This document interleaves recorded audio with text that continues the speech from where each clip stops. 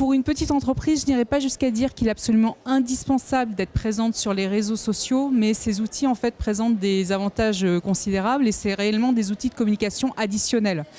En résumé, vous avez maintenant 33 millions de Français qui sont présents et actifs sur Facebook. Vous en avez plus de 10 millions qui sont présents et actifs sur LinkedIn. Donc ces réseaux vont être des endroits où vous allez pouvoir rencontrer vos clients. En d'autres termes, vos clients, vos prospects. Donc c'est en cela qu'il est un peu dommage en fait, de ne pas les utiliser parce que ça peut être une prolongation en fait, de vos autres efforts de communication. Pour certaines entreprises, c'est même ce qu'elles feront. La seule chose qu'elles feront réellement en fait. Pour vraiment bien utiliser en fait, les réseaux sociaux, il est indispensable de requalifier un certain nombre de choses. Donc d'être clair sur tel réseau social, LinkedIn par exemple, va m'aider à atteindre quelle cible, donc va m'aider à communiquer avec mes clients par exemple, mes prospects. Quels sont-ils? Ensuite, il va falloir pouvoir prendre la parole de manière régulière. Donc, il va falloir établir en fait les sujets sur lesquels on va partager de l'information. Et c'est ce qu'on appelle écrire une ligne éditoriale en fait. Donc, d'une certaine manière, il faut quand même bien préparer en amont le travail, de manière à ce que l'animation quotidienne ne soit pas un cauchemar. Pour choisir en fait le réseau social sur lequel on va concentrer son action, parce qu'il est important en fait de concentrer son action pour pas perdre trop de temps en fait. Regardez quels sont vos clients. Si vos clients sont des particuliers, ça reste Facebook le réseau social à privilégier, tout simplement parce que c'est là que vous allez retrouver votre audience. En revanche, si vous vous adressez à une clientèle d'entreprise ou de professionnels, LinkedIn sera à privilégier puisqu'on reste avec ce réseau-là dans la sphère professionnelle. Il existe beaucoup d'autres réseaux. Vous avez de plus en plus d'entreprises qui maintenant, y compris pour les particuliers, vont sur Instagram. Des entreprises qui vont sur Twitter pour s'adresser aux professionnels. Donc on peut varier, mais vous avez un petit peu une baseline, enfin une constante des réseaux prioritaires. Le profil LinkedIn, on peut, pour vraiment optimiser son profil LinkedIn, la première chose à faire, c'est de se mettre en tête que son profil n'est pas un CV.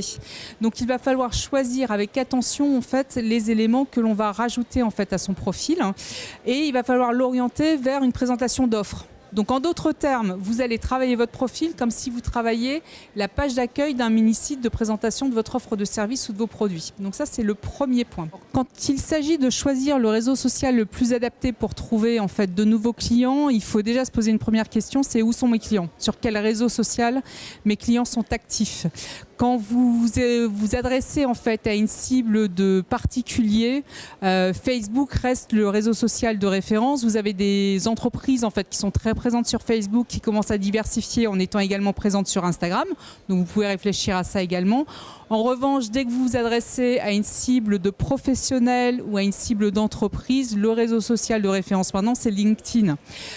Donc ça va être avant tout la manière dont, enfin l'outil que vous allez privilégier pour entrer en contact avec des clients, pour entretenir la relation avec des clients, mais également pour entrer en contact avec de nouveaux clients. Deuxième élément auquel il faut faire attention sur le profil LinkedIn, c'est le titre. Le titre, c'est la phrase de 120 caractères maximum, espace compris, qui apparaît juste sous votre nom. Et ce titre, il est important. Il est d'une part important pour le moteur de recherche de LinkedIn parce que c'est la phrase qu'il va scroller en priorité. Et donc, il faut l'optimiser avec des mots-clés. Donc ça, c'est le premier point. Mais deuxième point, il est important également parce que dès que vous partagez une actualité, le titre est rappelé. Quand vous faites une demande de contact, le titre est rappelé. Et quand vous apparaissez dans le moteur de recherche, en résultat, le titre est rappelé également. Donc ça va être la phrase de votre profil qui est le plus vu.